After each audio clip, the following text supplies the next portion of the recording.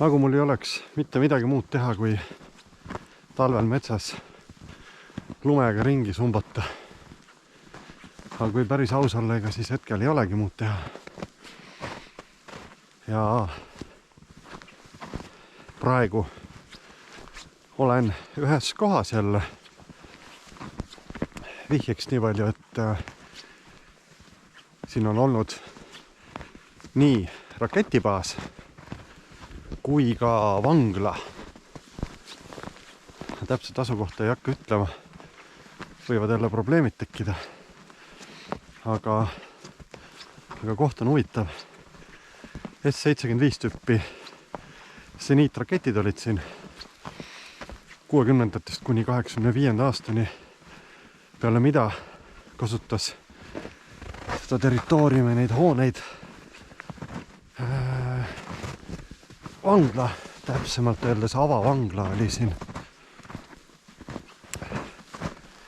Kes teab, see teab. Kes ei tea, see ei tea. Ja uurib välja. On juba siin näha kummaline ehitis betoonist, kohati munakividest laotud. Sellist ehitist ma pole varem baasides kohanud. Aga see on ka siin huvitav, et on niimoodi pinnase vallide vahele tehtud, et ma ei tea, kuna siin oli S-75 tüüpi raketid, siis need raketid kasutasid nii vedelkütust kui tahkekütust. Kui ma õigesti mäletan, siis samiin oli see nende vedelkütus, mis on ülimürgine asi. Ja nendes raketibaasides, kus olid need S-75 tüüpi raketid,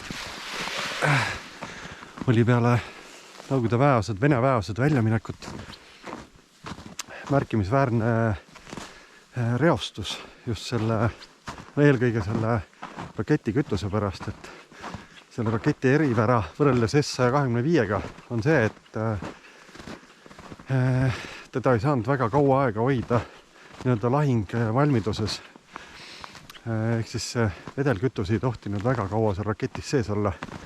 S-125 oli nii-öelda edasiminek, et seal oli ainult tahkekütus ja sellega ei olnud nii palju probleeme. Aga jah, Vene värk nagu ta oli, et lekkis, tilkus, aeti maha ja see samiini reostus oli päris tõsine probleem. Ahah, et siin on ilmselt kunagi olnud telfer, betoonpostid on alles veel.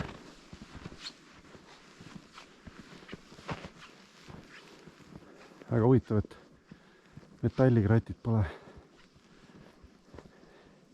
seda sealt ära viinud.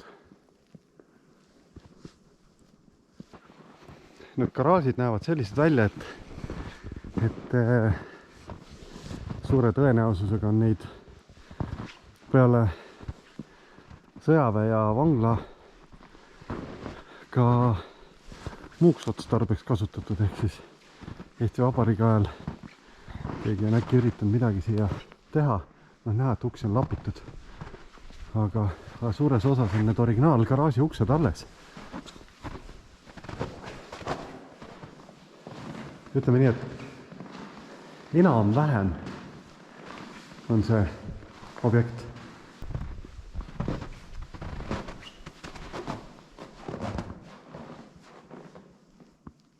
Päris huvitav, et siin on kurat tuvi, et siin on mitmekordsed uksed olnud nendel garaažidel. Sõnajalad. Muidu oli 6 raketti oli positsioonidel S-75 baasides ümberringi siis selle komandokeskuse. See on küll huvitav siin. mis iganes, ega ei ole mingi meeskonna varjend või ma ei kujuta ette.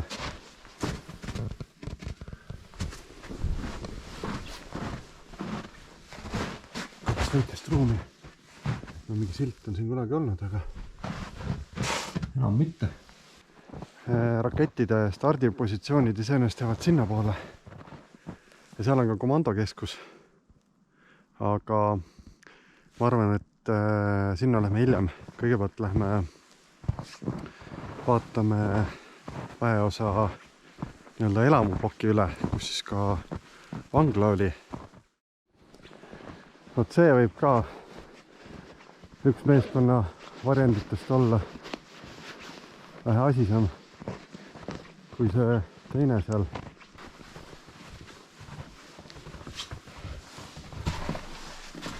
Noh, kraan. Uksed loomulikult läinud. See ongi meeskonna varjend. Vaat, siin on WC olnud.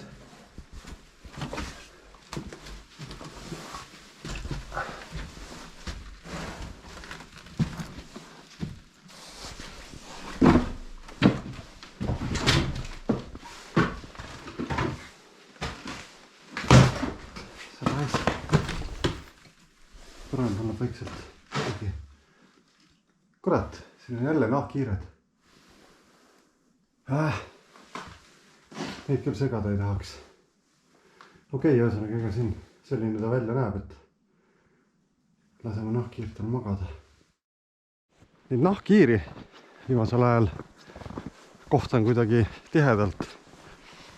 Et eks see natukene segab minul seda episoodi tegemist, aga okei, nahkhiired on toredad. Et ärme siis sega neid, las nad tuduvad seal ilusti. Siin maja taga on üks buss. Kassbuss vist, kui ma õigesti mäletan. Et vaatame, kui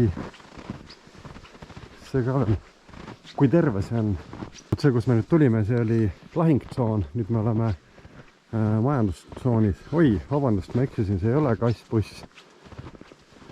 See on mingisugune, ma ei tea, mis see on, välismaa buss. Ja paar aastat tagasi oli see buss veel suht terve. Nüüd on aknad puruks pekstud. Ma ei saa aru, mis inimestel viga on.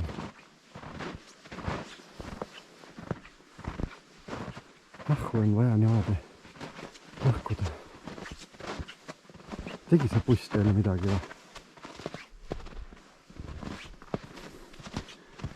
Mercedes, no vaat siis. Vaat kui huvitav sissepääs siin on. Ma pakun, et see on kelder. Kaime perra. Vaatame, et nahkhiiri ei ole.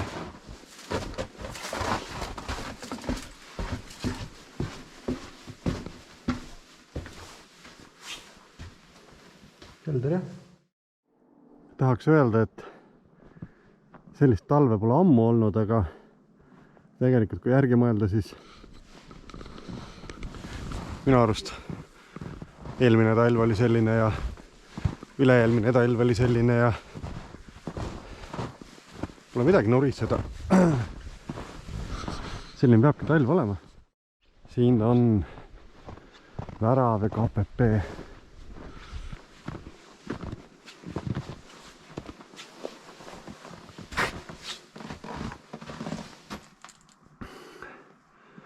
Korralikult voodrilauaga tehtud.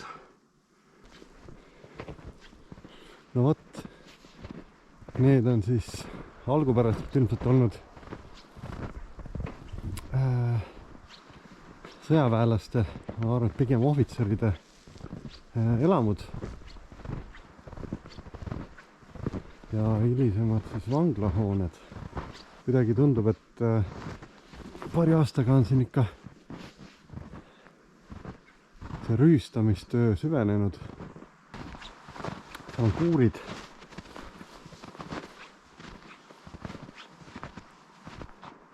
noh, need enamud on sellised. vaatan sisse ka. ühtegi silti ega midagi ei ole.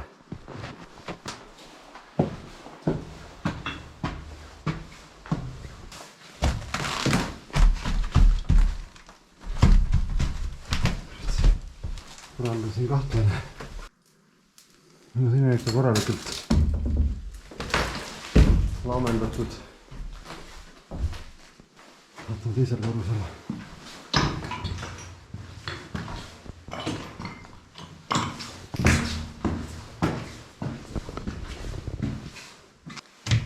ma ei mäleta enam täpselt kummas hoones need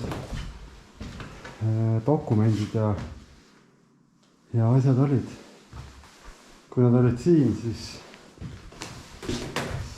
on nad laiali tassitud. mingid medikamentide purgid.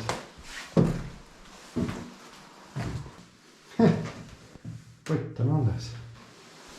jälle topelt lülitud. teise majja. ma tean, et siin on üks saun peaks siin veel olema. majad on sellised tüüpilised tolleaegsed tellistest ja valgeks lubjatud või värvitud. kus on irvakil?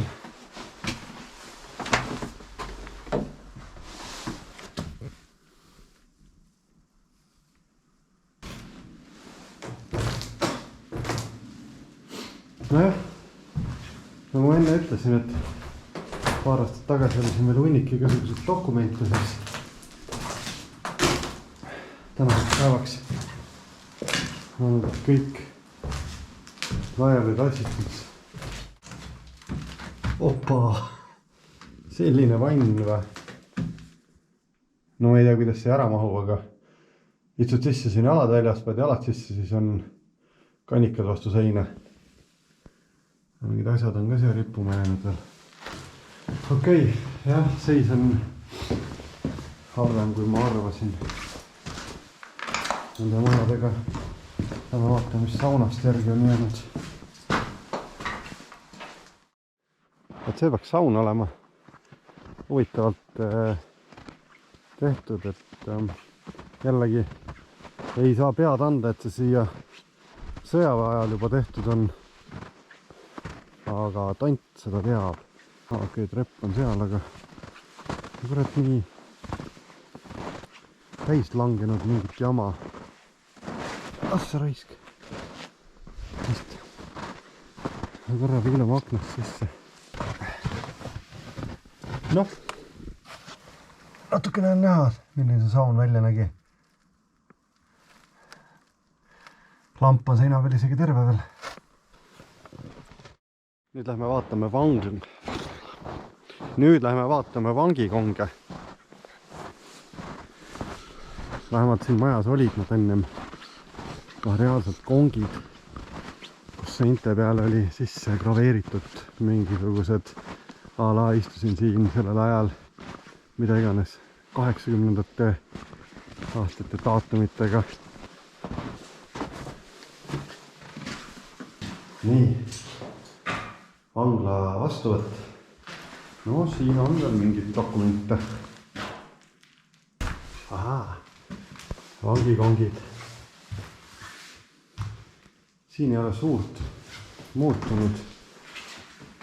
seda ust ma mäletan, õigemini trelle. pooled trellid on ära viidud ja pooled on alles jäetud. ja siis vangikong või noh, pigem pakuks, et see on kartser. et kui tarvisid mingi jama siin avavanglas, siis pandi siin kartserisse. Tallinn 1990–1997.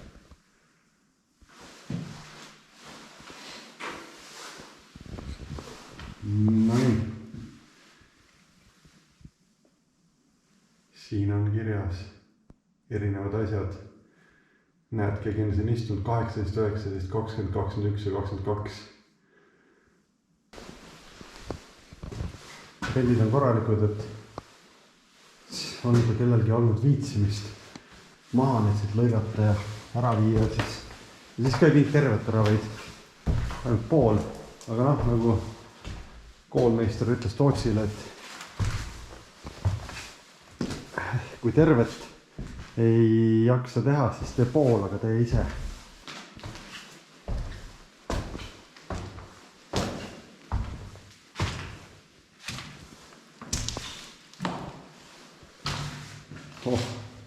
Pelvikud. Vot sellest ma nüüd ei saa aru. Millist häda siin leevendati. Aga see on väga huvitav asi, et mis vajadusi siin rahuldati. Kohe tuleb midagi roppu mõttesse, aga noh, igaüks mõtleb ise vastavalt oma rikutuse tasemele. Vaatan, et mul võtab selle kaamera aku. Väikselt tühjaks, et peaks kiiresti käima seal rakettide komandokeskuses ka ära, et siis saab nagu linnukese kirja, et on tšekk. Ja siin see komandokeskus ongi. Vaat siia ma paar aastat tagasi ei jõudnud. Teistes hoonetes käisin, aga siin otse on näha see küngas, kus siis üleval oli radar või kõrgusemõõtja.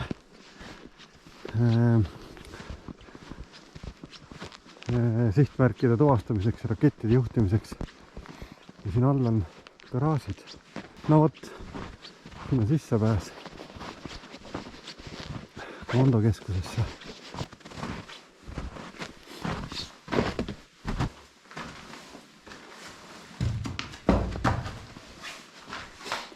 Aga siin on küll alles metallist uks. See ei ole metallist või? Kurat, see ei ole metallist, see on flekiga kaetud.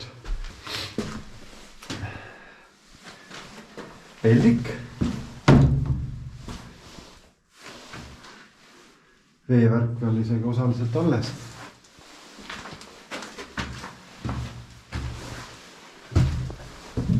No, see on küll metallist uks. Huvitav, et see alles on.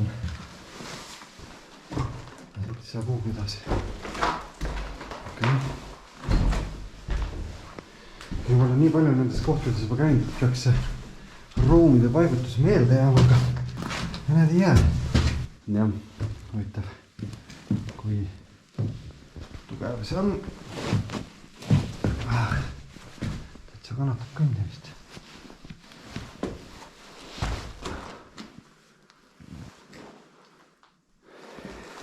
No vot, siin siis olid need masinad aparatuuriga.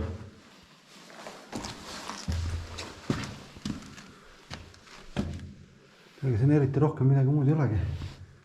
Näeme võib-olla siit välja ja see on komandokeskuses ka käidud. No vot, selline ta siis on.